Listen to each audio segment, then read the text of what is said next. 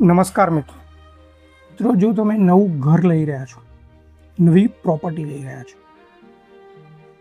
તો કેટલીક એવી બાબતો છે જે તમારે ધ્યાનમાં રાખવી જરૂરી છે, અથવા તો બિલ્ડર પાસેથી કઈ માહિતી મેળવવી એ ખૂબ જ જરૂરી છે. ઘણી બધી વાર એવું બનતું હોય છે કે ઘણી એવી માહિતી છે જે પૂછવાની બાકી રહી જાય છે અને તેના દ્વારા પણ પાછળથી ઘણો એવો પસ્તાવો થતો હોય છે. તો મિત્રો, કેવી માહિતી અથવા તો કયા પ્રકારની માહિતી આપણે બિલ્ડરને પૂછવી જોઈએ કે જેનાથી આપણે સજાગ થઈ જઈએ અથવા તો આપણને આપણી પ્રોપર્ટી લેવામાં આઈડિયા આવે, એવી કેટલીક માહિતી આજના આપણા વિડીયોની અંદર આપણે જોવાના છે કે તમારે બિલ્ડર પાસેથી કઈ માહિતી ચોક્કસપણે પૂછવી. તો ચલો મિત્રો, આજનો આપણો આ વિડીયો શરૂ કરીએ.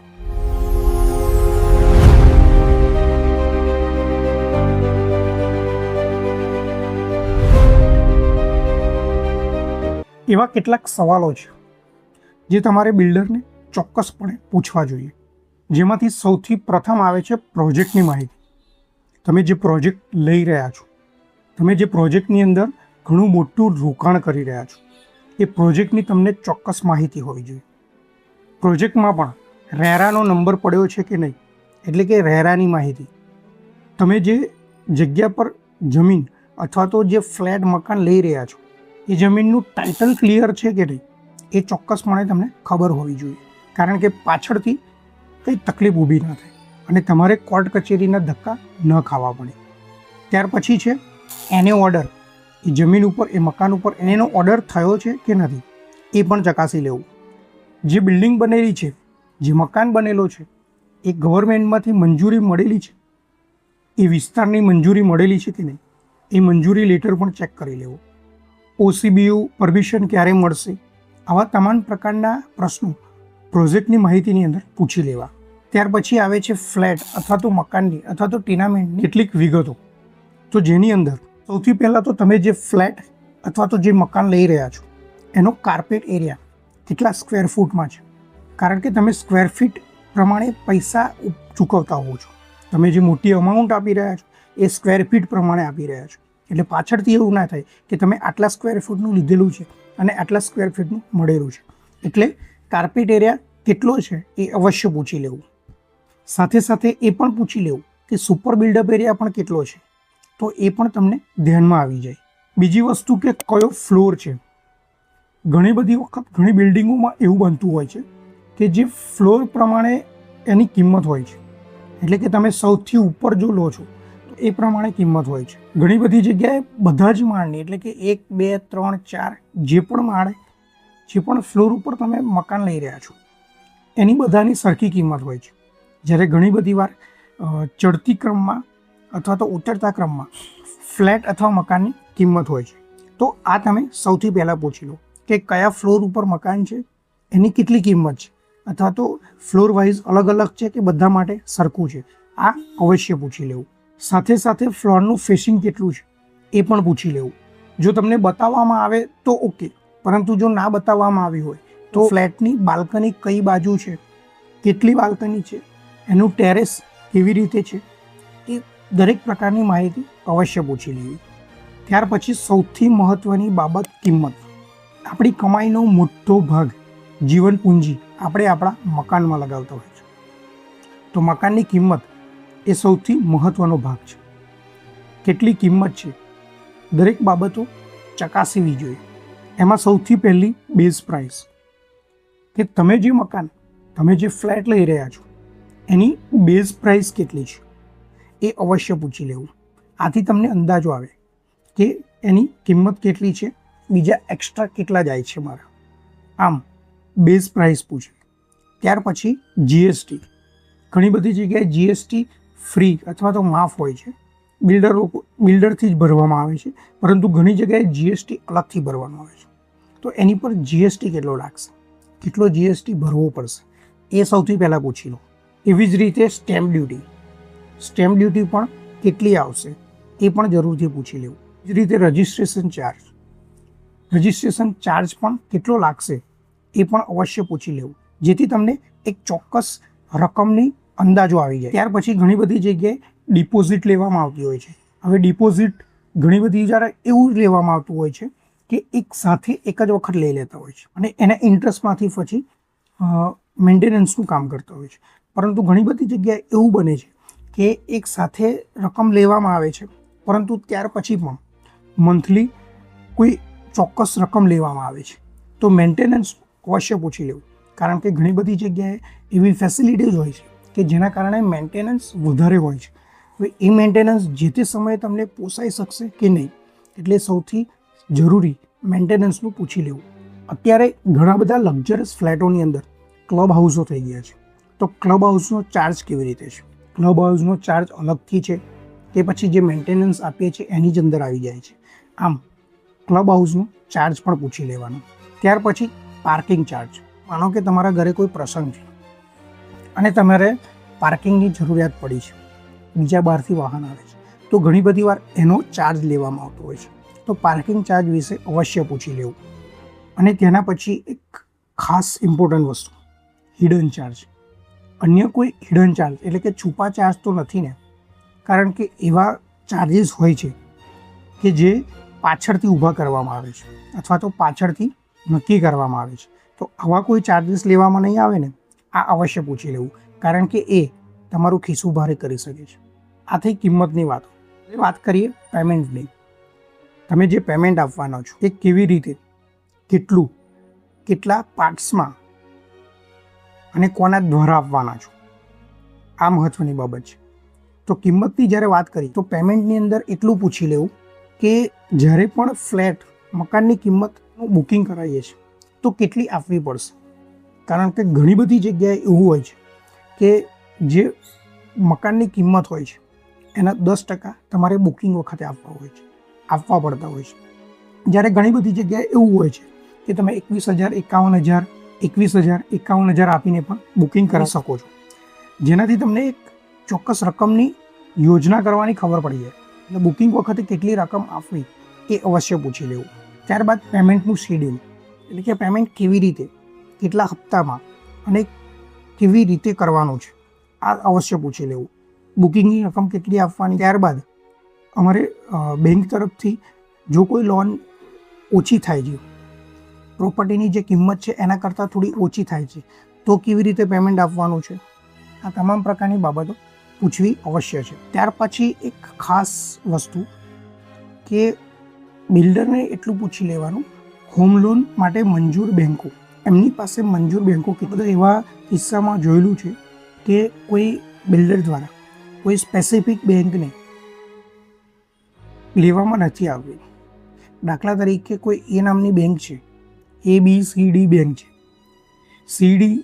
BCD બેંકની અંદરથી લોન નથી થતી, પરંતુ એ આપવા માટે તૈયાર છે, પરંતુ એ લોન આપવા માટે રેડી છે, પરંતુ બિલ્ડરની બાજુથી એ વાળી બેંકના સાથે એ લોકો કરાર નથી કરતા. ઘણી બધી વાર એવું છે કે એ લોકો દસ્તાવેજ એ લોકો વારે ઘડીએ કાગળ માગતા હોય છે, વેરિફિકેશન વધારે થતું હોય છે, એટલા માટે એ નામની બેંકની પાસેથી એ લોકો કામ નથી કરતા. તો આવા સમયે તમારી મંજૂર બેંકો અવશ્ય પૂછી લેવો. ત્યાર પછી EMI ક્યારે શરૂ થશે. ઘણી બધી વાર એવું બનતું હોય છે કે EMI પોઝેશન આપ્યા પછી ચાલુ થતું હોય છે, પરંતુ ઘણીવાર પોઝેશન આપ્યા પહેલાં જ EMI ચાલુ થઈ જતું હોય છે અને પોઝેશન ઘણી બધી વાર 2-2, 3-3 વર્ષે પણ મળતું હોય છે. એટલે સૌથી પહેલાં એ પૂછવું કે EMI ક્યારે ચાલુ થશે, પોઝેશન આપ્યા પહેલાં કે પોઝેશન આપ્યા પછી. આ થઈ પેમેન્ટની વાત. પેમેન્ટમાં આટલા પ્રશ્નો અવશ્ય પૂછી લેવા. ત્યારબાદ મિત્રો સૌથી ઇમ્પોર્ટન્ટ વસ્તુ, બાંધકામની ગુણવત્તા. આપણું જે મકાન લઈએ છીએ એ આપણી મકાનની લોન જ 10-20 વર્ષ ચાલશે, આ જીવન માટે લઈએ છીએ અને આપણી તમામ પૂંજી વાપરી નાખીએ છીએ આપણા મકાનની પાછળ. તો સૌથી ઇમ્પોર્ટન્ટ એ બને છે કે આપણે જે વસ્તુ લઈ રહ્યા છે એની ગુણવત્તા ટકાઉ, લાંબી અને સર્વશ્રેષ્ઠ હોય.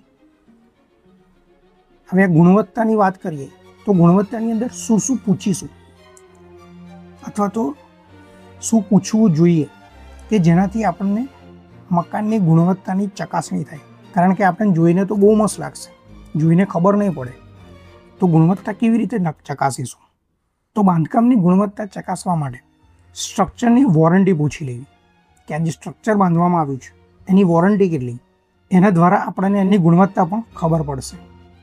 ત્યારબાદ સિમેન્ટની બ્રાન્ડ કે કયા સિમેન્ટથી એને બનાવવામાં આવ્યું છે, કયા સિમેન્ટની બ્રાન્ડનો ઉપયોગ થયો છે, એનાથી પણ ઘણી બધા અંશે આપણને ગુણવત્તાનો ખ્યાલ આવી જશે. ત્યાર પછી એવી જ રીતે અંદર જે સ્ટીલ વાપરવામાં આવ્યું છે, જે સળિયા વાપરવામાં આવે છે, એની કઈ બ્રાન્ડ છે, કયા પ્રકારના સળિયા વાપરવામાં આવે છે, એનાથી પણ ઘણા બધા અંશે આપણને ગુણવત્તા ખબર પડી જશે. ટાઇલ્સની બ્રાન્ડ, જો લિફ્ટ યુઝ કરવામાં આવી છે તો લિફ્ટની બ્રાન્ડ કઈ છે.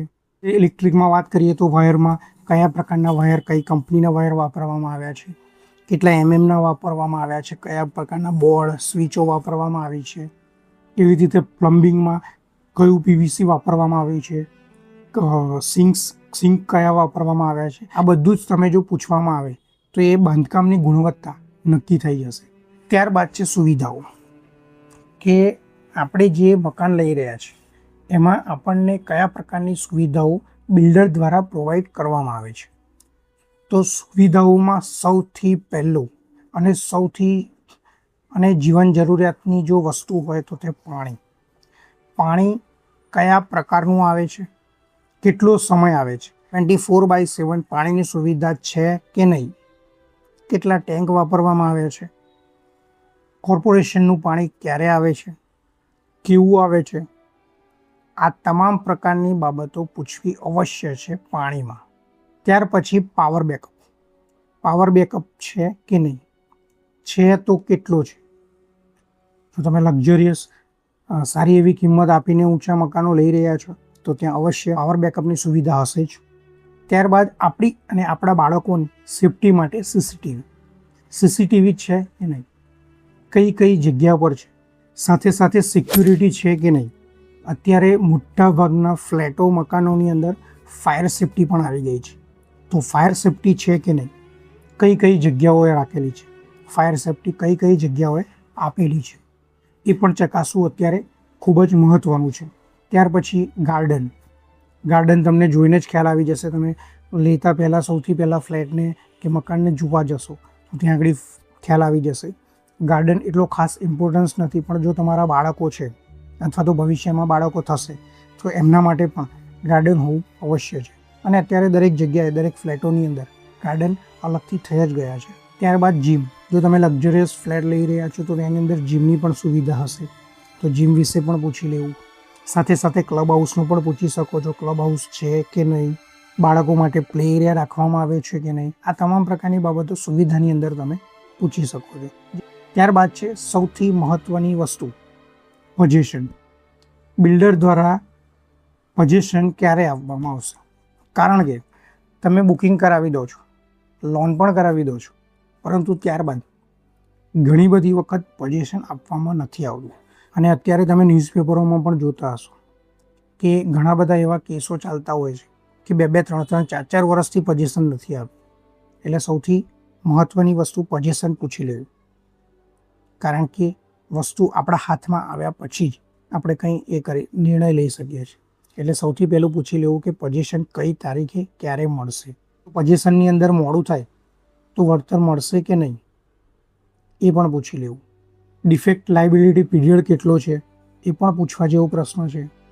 ત્યારબાદ દસ્તાવેજોમાં પણ ઘણું બધું પૂછી શકો છો. Draft agreement cell, allotment letter ક્યારે આપવામાં આવશે, તમામ મંજૂરીઓ જે લેવામાં આવી છે એની નકલો ક્યારે મળશે, કેવી રીતે મળશે, એ ક્યારે આપવામાં આવશે એ પણ પૂછી શકો છો.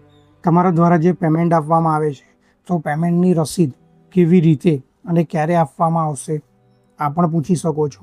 બીજા કેટલાક એવા પણ પ્રશ્નો છે જે ખાસ કરીને પૂછવા જોઈએ, એટલે કે કોઈ વધારાનો ચાર્જ ભવિષ્યમાં પાછળથી તો લેવામાં નહીં આવે ને, એ પણ તમે પૂછી શકો છો. ત્યાર પછી મેન્ટેનન્સ જે છે એ મેન્ટેનન્સ કોણ સંભાળશે એ પણ અવશ્ય પૂછવું. નજીકમાં કોઈ સ્કૂલ છે કે નહીં અને પરિવહનની સુવિધાઓ કેવી છે એ પણ પૂછી લેવાનું. આપણે પણ જાતે ફરીને ચકાસી લેવાનું. આમ આ તમામ પ્રકારની માહિતી જે આપવામાં આવી છે એ જો તમે ચોકસાઈથી પૂછી લેશો તો તમે જે મકાન લઈ રહ્યા છો અથવા તો લેવાના છો એમાં તમને પસ્તાવો નહીં થાય. પાછળથી એવું નહીં થાય કે અમે આ વસ્તુ પૂછ્યું હોત તો સારું, આ વસ્તુ પૂછ્યું હોત તો સારું.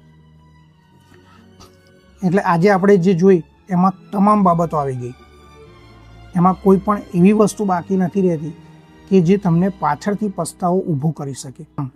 મારા દ્વારા આપવામાં આવેલી માહિતી જો તમને પસંદ આવી હોય તો મારા વિડીયોને એક લાઈક ચોક્કસથી આપજો. ચેનલ પર નવા છો તો ચેનલને સબસ્ક્રાઈબ કરજો. અમે આ ચેનલ ઉપર આવા કાયદાને લગતા વિડીયો લાવતા રહીએ છીએ અને આવી જ ઉપયોગી માહિતી ફરીના વિડીયોમાં જોઈએ. ત્યાં સુધી રજા લઈશું. જય હિન્દ.